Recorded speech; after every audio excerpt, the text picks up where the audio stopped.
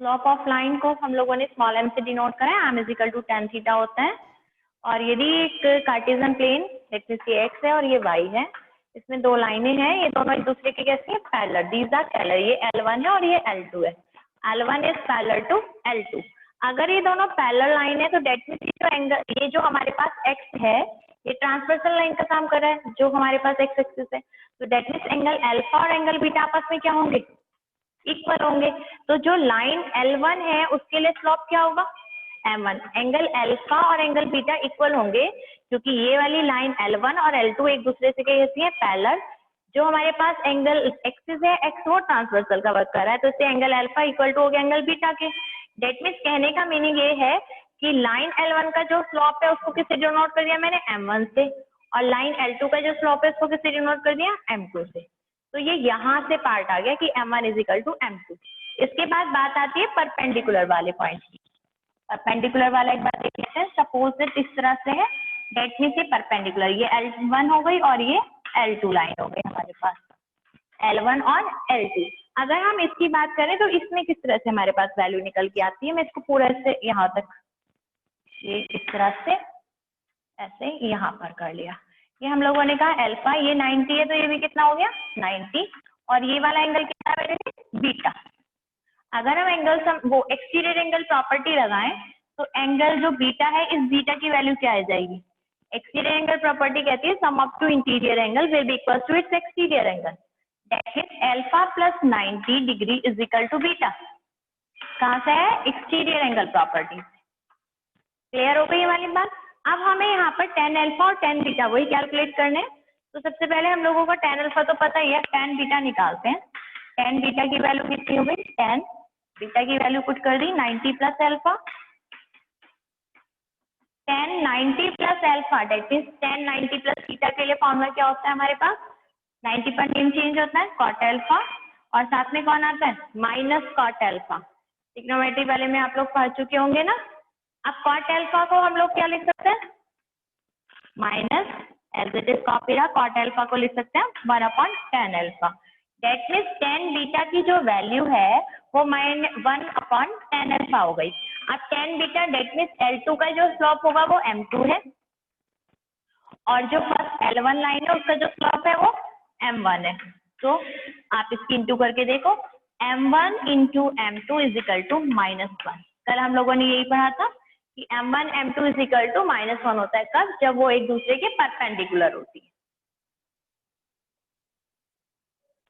देखिए angle between two line के लिए वो कार्टेशियन प्लेन हो गया, लाइन हो गई L1 L2, दोनों एक दूसरे को इंटरसेक्ट कर रही है, ये एंगल आपको फाइंड करना है।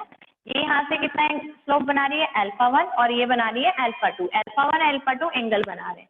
तो अभी जैसे हमने एक्सटीरियर एंगल प्रॉपर्टी का यूज किया था उसी तरह से यदि मैं α2 की वैल्यू निकालूं तो कितनी आ जाएगी, यदि ये वाला एंगल थीटा है तो this angle will be equal to theta, that means α2 is equal to आ गया α1 प्लस थीटा। कहां से आया, एक्सटीरियर एंगल प्रॉपर्टी। अभी हम लोगों ने ये चीज देख ली थी। अब हमारे यहाँ पर काम क्या करना है भाई, यहाँ पे थीटा की वैल्यू फाइंड आउट करने के लिए कहा, that is theta is equal to कितना हो गया बेटा, α2 माइनस α1। अब थीटा की वैल्यू है दैट मीन्स दोनों तरफ tan ऑपरेट कर दूं, दोनों तरफ tan ऑपरेट कर दिया मैंने, tan theta is equal to tan α2 minus α1। अब हमारे पास फॉर्मूला है tan a माइनस b का, वो फॉर्मूला ओपन करते हैं। tan a minus tan b का फॉर्मूला क्या होता है, tan a minus tan b, tan a minus tan b upon 1 plus tan a tan b।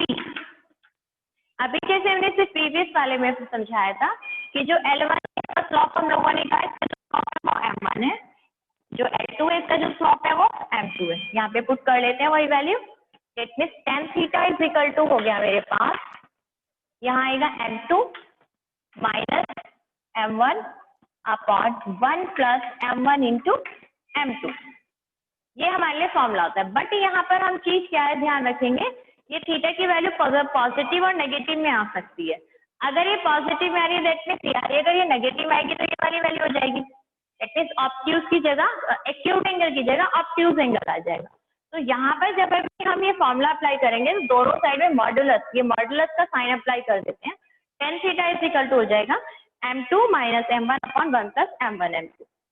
अगर थीटा की वैल्यू हमारे पास पॉजिटिव आ रही है, अगर हमारे पास ये वाला जो सॉल्व करके आंसर कैसा है पॉजिटिव, तो डेट मीन्स ये एक्यूट एंगल दिखाएगा।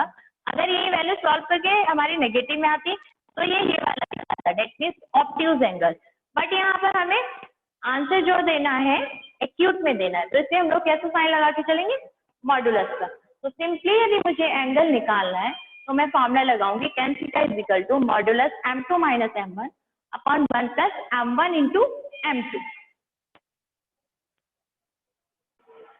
क्वेश्चन नंबर 2 में हमारे पास एक इक्विलेटरल ट्राइंगल है जिसमें y एक्सिस पर उसका बेस है और उसका बेस का जो मिड पॉइंट है वो उसकी ओरिजिन है। ये फिगर जरूरी थोड़ी है कि इसी साइड बने पॉजिटिव डायरेक्शन में, उसने ऐसा तो नहीं हम सिखाना है कि एक्स एक्सिस के पॉजिटिव बने, डेट मीन्स ये फिगर ऐसे भी बन सकती है। तो हमें यहाँ पर कोऑर्डिनेट ऑफ डी भी बताने होंगे, A B C and D. बात करते हैं कोऑर्डिनेट ऑफ ए की, तो ये कितना होगा, यहाँ पर एक्स की वैल्यू तो 0 है और वाई की वैल्यू क्या होगी, यहाँ बात करें एक्स की वैल्यू 0, वाई की वैल्यू -है। अब बात आती है यहाँ पर, तो ये वाली वैल्यू फाइंड करनी है, इसके लिए हम लोग क्या लगा लेंगे, पाइथागोरस थ्योरम। तो जब आप पाइथागोरस थ्योरम लगाएंगे तो आएगा √3a, जैसे कोऑर्डिनेट ऑफ सी जो निकल के आएंगे वो आएंगे √3a, 0। और कोऑर्डिनेट ऑफ डी की बात करें, क्योंकि यहाँ सी का होगा उतना इसका होगा, या हम चाहे तो इधर भी फाइंड कर सकते हैं, तो ये आ जाएगी -√3a, 0। इन दिस केस आपको बोला नहीं था कि वो एक्स पॉजिटिव की तरफ है, तो इसलिए हमें दूसरी साइड भी बनाना पड़ा और हमें उसके भी वर्टेक्स फाइंड आउट करने पड़े। क्वेश्चन नंबर 3 का जो फर्स्ट पार्ट का है, P Q is parallel to Y axis का है। जब पी क्यू पैरेलल है वाई एक्सिस के, तो पी के कोऑर्डिनेट x1 y1, क्यू के कोऑर्डिनेट x2 y2। तो यहाँ पर x1 और x2 की वैल्यू क्या होगी, सेम, क्योंकि ये डिस्टेंस ऑलवेज सेम रहने वाला है, यहाँ से कहीं तक भी जहाँ तक हम जाएंगे। तो in this case, let is case number 1, जब पी क्यू पैरेलल है किसके, PQ is parallel to y axis. जब PQ y एक्सिस के पैरेलल है तो x1 और x2 क्या हो गए, हमारे दोनों इक्वल हो गए। x1 और x2 की वैल्यू यदि इक्वल है और अब मुझे PQ की डिस्टेंस, क्योंकि उसने डिस्टेंस फाइंड आउट करने के लिए कहा है, PQ निकालना है, तो PQ इज इक्वल टू क्या होता है formula, coordinate of axis difference of x coordinate का स्क्वायर, और फिर दूसरे में होता है y का। तो यहाँ पर हम लोग फॉर्मूला लगाएंगे वही x2 माइनस x1 का whole square plus y2 minus y1 का whole square. Put the value in it, क्योंकि बोथ आर इक्वल, जब ये दोनों इक्वल है तो 0 आएगा, 0 का square is 0, √y2 minus y1 का होल स्क्वायर। अब बात यहाँ आती है, ये वैल्यू आ गई y2 माइनस y1। अब ये पॉजिटिव भी हो सकती है, नेगेटिव भी, जब भी हम अंडर से बाहर कोई वैल्यू निकालते हैं वो पॉजिटिव भी आती है और नेगेटिव भी आती है। बट हम यहाँ क्या फाइंड कर रहे हैं, डिस्टेंस, डिस्टेंस ऑलवेज पॉजिटिव। तो दैट मीन्स यहाँ पर हम मॉडुलस का साइन लगा देंगे कि मॉडुलस y2 माइनस y1 इसका आंसर होगा। पार्ट 1 क्लियर है। एंड नेक्स्ट सेकेंड पार्ट जो इसने कहा है, सेकेंड पार्ट में इसने बोला है PQ is parallel to x axis. In this figure में इसमें से, अब देखो इसमें हम लोगों ने कहा है क्वेश्चन में कि जो PQ है वो पैरेलल है किसके, x एक्सिस के। दैट मीन्स ये PQ हो गया, P के कोऑर्डिनेट आ गए, Q के कोऑर्डिनेट आ गए, तो वहां पर क्या चेंज हो जाएगा, y एक्सिस की जगह x एक्सिस आ गया। अब कौन सी वैल्यू ऑलवेज सेम रहेगी, x के पहले पर किसकी वैल्यू सेम हो गई, y की, y1 is equal to y2। तो जब y1 is equal to y2 होगा तो बेटा ये हो गया हमारे पास x2 माइनस x1 का होल स्क्वायर। इसमें से आंसर आ गया x2 माइनस x1, और साथ में कौन लग गया, मॉड्यूलस, क्योंकि हमें ये नहीं पता कि x2 ग्रेटर है या x1 ग्रेटर है, तो इससे ये भी ध्यान रखेंगे हम। इसलिए यहाँ पर क्या साइन लिख के आ रहा है हमारे पास, मॉड्यूलस का साइन हम लोग शो कर रहे हैं। प्रीवियस क्लासेस में हम लोगों ने कॉलिनियर पॉइंट्स पढ़े थे कि कॉलिनियर पॉइंट्स वो होते हैं जो एक स्ट्रेट लाइन में लाई करते हैं, एक straight line, that means A B C. फिर हम लोगों ने ये भी पढ़ा था कि जो ए सी है वो A B plus B C के इक्वल हो। फिर हम लोगों ने ये भी पढ़ा था कि अनदर कि इसका यदि ट्राइंगल का एरिया फाइंड करें, एरिया ऑफ ट्राइंगल, तो वो आंसर कितना आना चाहिए, 0। That is given points are collinear. But अब हम लोगों ने कुछ चीजें नहीं सीखी है, तो हम उसके अकॉर्डिंग देखते हैं। अभी आप लोगों ने पैरेलल वाली चीज पढ़ी, ये लाइन यदि इस लाइन के पैरेलल है तो इन दोनों का स्लोप क्या होता है, इक्वल। सपोज इसका स्लोप m1 है, इसका स्लोप क्या है, m2। m1 is equal to होता है m2 के। बट अगर हम ये कहें कि एक लाइन है अगर हम यहाँ पर ए बी और बी सी तो अलग अलग लाइनें मान लें, तो ए बी और बी सी में एक कॉमन पॉइंट आ रहा है बी। अगर मैं ए बी का स्लोप निकालूं और बी सी का स्लोप निकालूं, अगर वो दोनों क्या आ जाए इक्वल, तो वो कैसी हो जाएंगे कॉलिनियर पॉइंट। दैट मीन्स यदि मुझे ये प्रूव करना है A B C are collinear, तो मुझे ये प्रूव करना होगा कि ए बी और बी सी का जो स्लोप है वो दोनों कैसे हैं इक्वल है। और यदि इसका रिवर्स दिया है, उसने कहा है कि नहीं ये पॉइंट कॉलिनियर है, तो मैं उस कंडीशन का यूज कर सकती हूँ कि M1 is equal to M2। Collinear points में यहाँ पर हम लोग स्लोप वाली कंडीशन को भी यूज करके चल सकते हैं, क्योंकि जो स्लोप में होगा वो जब हम उसको कार्टेशियन प्लेन पर ड्रॉ करेंगे तो वो सेम वैल्यू आएगी। क्वेश्चन नंबर 5 देखेंगे। क्वेश्चन नंबर 5 में मुझे पी के कोऑर्डिनेट स्लोप फाइंड आउट करना है, जिसमें पी के कोऑर्डिनेट गिवन है 0, -4 एंड बी के कोऑर्डिनेट गिवन है बेटा 8, 0, 8 और 0, 0 इनका मिड पॉइंट। तो सबसे पहले यहाँ से हम लोग मिड पॉइंट फॉर्मूला अप्लाई करते हुए मिड पॉइंट फाइंड कर लीजिए by mid point formula.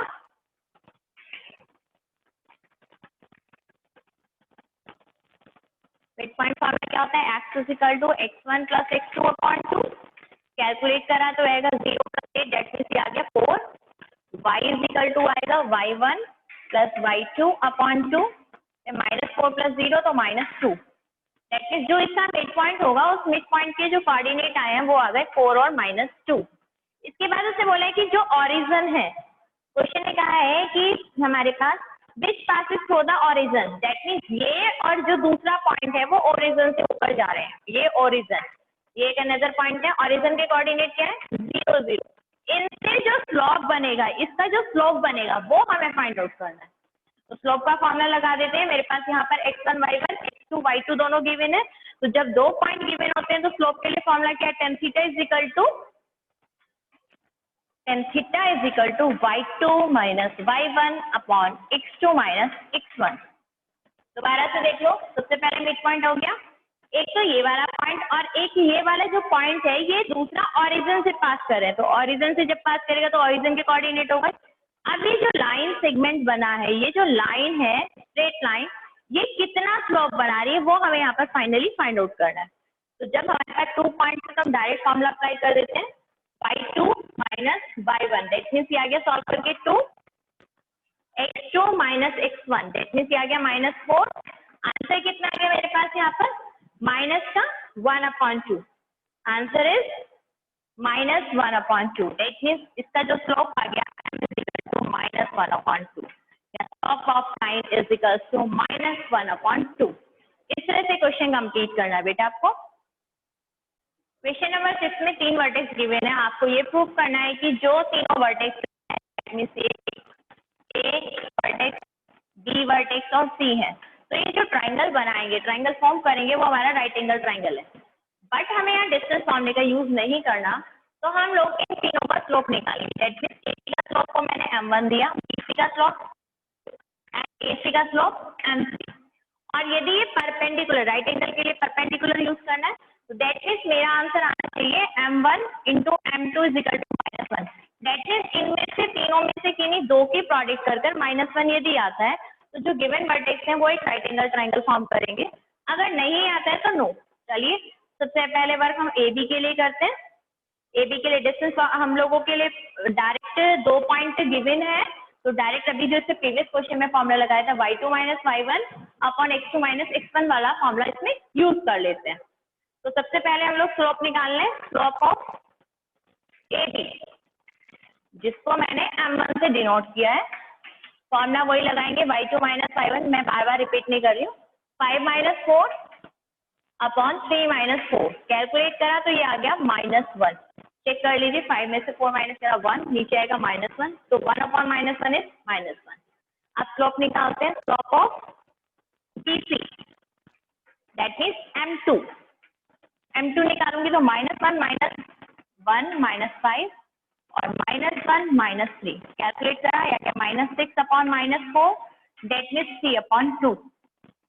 And next slope निकालते हैं। अब स्लोप किसका निकालेंगे, एसी का।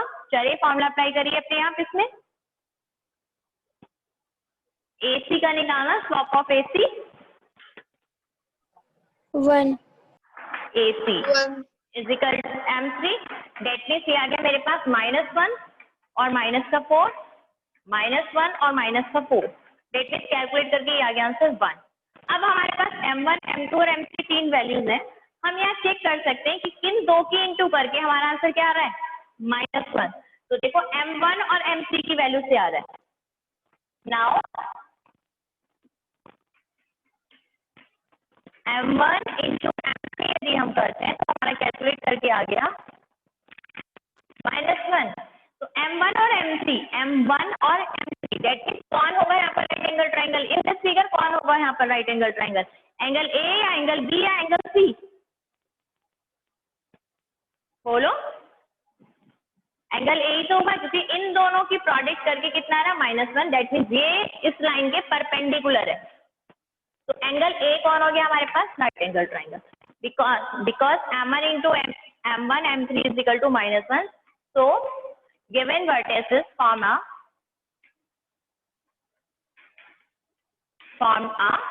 right